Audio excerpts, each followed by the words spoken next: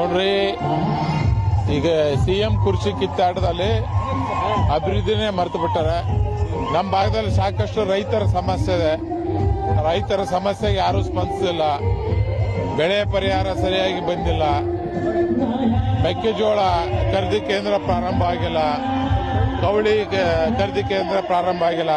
ಇವೆಲ್ಲ ಇದ್ರೂ ಮರೆತು ತಮ್ಮ ಕುರ್ಚಿ ಜಗಳಕ್ಕೆ ತಾವು ಅಂಟಿಗೆಂದು ಕುಂತು ಬಿಟ್ಟಾರೆ. ಈಗೇನೇನು ಸಿದ್ದರಾಮಯ್ಯ ಸಾಹೇಬ್ರು ನಾನು ಬಿಡಂಗಿಲ್ಲ ಅಂತಾರ, DK ಅವರು ನಾನು ಆಗತ್ತಾನ ನಾನು ಬಿಡಂಗಿಲ್ಲ ಅಂತಾರ. ಅವರಿಬ್ಬರು ಕಚ್ಚಾಡಿದಾಗ ಸರ್ಕಾರ ಐತೋ ಇಲ್ಲ ಅನ್ನೋ ಪರಿಸ್ಥಿತಿಯಲ್ಲಿ ಬಂದ್ಬಿಟ್ಟದ. ಒಂಥರ ಟಿವಿ ಹಚ್ಚಿದ್ರೆ ಯಾವುದೋ ಎಂಟರ್ಟೈನ್ಮೆಂಟ್ ಶೋ ನಡೆದಂಗೆ ಆಗಿದೆ ಹೊರತಾಗಿ ಸರ್ಕಾರ ತರ ಅಲ್ಲ. ಬಿಗ್ ಬಾಸ್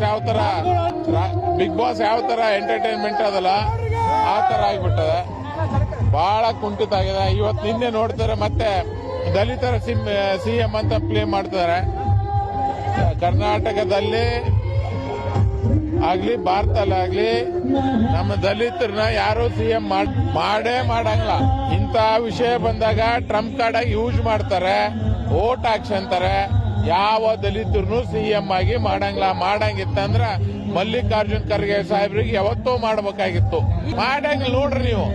ಮಲ್ಲಿಕಾರ್ಜುನ್ ಖರ್ಗೆ ಸಾಹೇಬ್ರಿಗೂ ಮಾಡಂಗಿಲ್ಲ, ಪರಮೇಶ್ವರ್ ಅವ್ರಿಗೂ ಮಾಡಂಗಿಲ್ಲ, ಮುನಿಯಪ್ಪ ಅವ್ರಿಗೂ ಮಾಡಂಗಿಲ್ಲ, ಯಾರಿಗೂ ಮಾಡಂಗಿಲ್ಲ.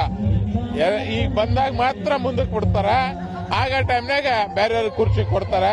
ಇಲ್ಲಿ ಮಾತ್ರ ಮಾಡಿ ನೀವು ಇವತ್ತು ನೀವು ನೋಡ್ರಿ ಮಾಡಿದಂದ್ರೆ ನೀವೇ ಬಂದು ನನ್ನ ರಿಪ್ಲೈ ಕೇಳಕಂತ್ರಿ. ಮಾಡಂಗಿಲ್ಲ. ಸುಮ್ಮನೆ ಕಚ್ಚಾಡ್ದಾಗ ಹೇಳ್ತಾರೆ. DK ಶಿವಕುಮಾರ್ನು ಅಷ್ಟೇನ ಹಗರಿಲ್ಲ. ಅವರು ಸಿದ್ದರಾಮಯ್ಯ ಸಾಹೇಬ್ರು ಇಳಿಸಿದ್ರ ಅಂತಂದ್ರೆ ಕಾಂಗ್ರೆಸ್ ಪಕ್ಷ ಅದೇನು ಉಣ್ಬೇಕು ಉಣ್ತದ. ಪತನ ಯಾರು ಮಾಡಕ್ ಹೋಗನ್ರಿ, ಕೋಮಾ ಸ್ಟೇಜ್ಗೆ ಹೋಗ್ತದ. ಪತನ ಯಾರು ಮಾಡಕ್ ಹೋಗಲ್ಲ. ಈಗ ಆಲ್ರೆಡಿ ಸರ್ಕಾರ ಕೋಮಾ ಸ್ಟೇಜ್ನಾಗ ಅದ. ಕಾಂಗ್ರೆಸ್ ಪಕ್ಷನೇ ಕೋಮಾದಾಗ ಹೋಗ್ತದ.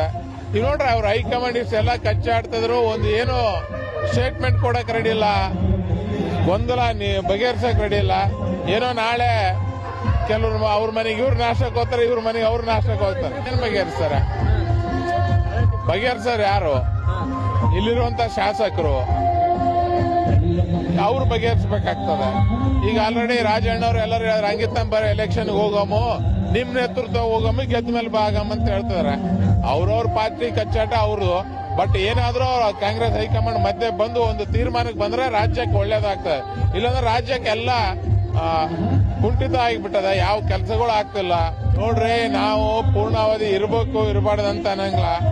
ಅವ್ರ ಪೂರ್ಣಾವಧಿಗೆ ಸರ್ಕಾರ ಆಗಿ ಒಂದ್ ಸೈಡ್ ಆಗಿ ಎಲ್ಲರೂ ಗೆದ್ದಿದ್ದಾರೆ. 140 ಸೀಟ್ಗಳು ಬಂದಿದಾವೆ. ಅವರೇ ಕಚ್ಚಾಡಿ ರೋಡಿಗೆ ಬರೋಂತ ಕೆಲಸ ಮಾಡ್ತಾ ಇದ್ರೆ ನಮ್ಮ ಪಾರ್ಟಿ ಅವ್ರದ್ದು ಏನ್ ಕೈವಾಡದೆ? ಅವರೇ ಕಚ್ಚಾಡಿ ತಾವ್ ಕಚ್ಚಾಡಿ ರೋಡಿಗೆ ಬರಕತ್ತ. ಅವ್ರ ಪಾರ್ಟಿ ಸಮಸ್ಯೆ ಅವ್ರು ಬಗೆಹರಿಸಬೇಕು. ಹೈಕಮಾಂಡ್ ಅವರಿಗೆ ಇಲ್ಲ ನೀವ್ ಸಿಎಂ ಆಗೋ, ಇಲ್ಲ ನೀವ್ ಸಿಎಂ ಆಗ್ಬೇಕಂತ ಅವ್ರು ಬಗೆಹರಿಸಂಗಿಲ್ಲ. ಹಿಂಗೆ ಕಿತ್ತಾಡಿ ರೋಡಿಗೆ ಬರೋಂತ ಕೆಲಸ ಆಗ್ತದೆ. ಸಿಂಪಲ್ ಆಗಿ ಹೇಳ್ತೇನ್ರಿ, ಸಿದ್ದರಾಮಯ್ಯ ಸಾಹೇಬ್ರನ್ನ ಕಾಂಗ್ರೆಸ್ ಪಕ್ಷದವರು ಇಳಿಸಿದ್ರಂದ್ರೆ ನಮ್ಮ ಬಿಜೆಪಿ ಪಕ್ಷವರು ಯಡಿಯೂರಪ್ಪ ಸಾಹೇಬ್ರಿಗೆ ಇಳಿಸಿದ ಏನ್ ಗತಿ ಬಂತು ಅದು ಕಾಂಗ್ರೆಸ್ಗೆ ಬರ್ತದೆ. ಸಿದ್ದರಾಮಯ್ಯ ಸಾಹೇಬ್ರ ಅಂತೇಳಿ ಕಾಂಗ್ರೆಸ್ ನಲ್ಲಿ ಸ್ವಲ್ಪ ಫೇಮು ನೇಮ್ ಇದೆ. ಸಿದ್ದರಾಮಯ್ಯ ಸಾಹೇಬ್ರು ಇಳಿದ ದಿನ ಕಾಂಗ್ರೆಸ್ ಪಕ್ಷ ಕೋಮಾದಲ್ಲಿ ಹೋಗ್ತದೆ. ಅರ್ಥ ಅಲ್ಲ. ನಾನು ಓಪನ್ ಆಗಿ ಗುಟ್ಟಿಟ್ಟೇನೆ ಓಪನ್ ಆಗಿ ಹೇಳಕತ್ತೀನಿ.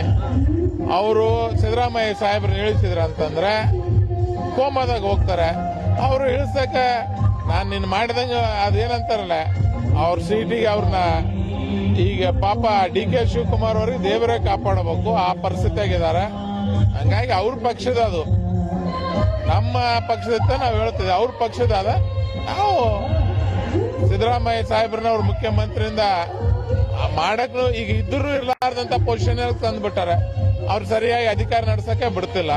ಹೈಕಮಾಂಡ್ ಅವ್ರೆ ಅವ್ರ ಹೈಕಮಾಂಡ್ ಅವರೇ ಬಿಡ್ತಿಲ್ಲ. ಮೊನ್ನೆ ನೋಡಿದೆ ಮಲ್ಲಿಕಾರ್ಜುನ್ ಖರ್ಗೆ ಸಾಹೇಬ್ರು ಒಂದು ಹೇಳಿಕೆ ಕೊಟ್ರು. ಎಲ್ಲ ಹೈಕಮಾಂಡ್ ಮಾಡ ಸಾಹೇಬ್ರೆ, ನೀವೇ ಹೈಕಮಾಂಡ್ ಅದಿರಿ, ನೀವು ರಾಷ್ಟ್ರೀಯ ಅಧ್ಯಕ್ಷರದಿರಿ. ನೀವು ಮ್ಯಾನೇಜರ್ ನೋಡ್ತಾರೆ, ಯಾರು ನೋಡ್ತಾರೆ ಮ್ಯಾನೇಜರು? ನೀವು ತೀರ್ಮಾನ ತಗೊಂಡ್ರೆ ಒಳ್ಳೇದಾಗ್ತಾನೆ. ಕರ್ನಾಟಕ ಜನತೆ ಹಿತದೃಷ್ಟಿಯಿಂದ ಒಳ್ಳೇದಾಗ್ತದೆ.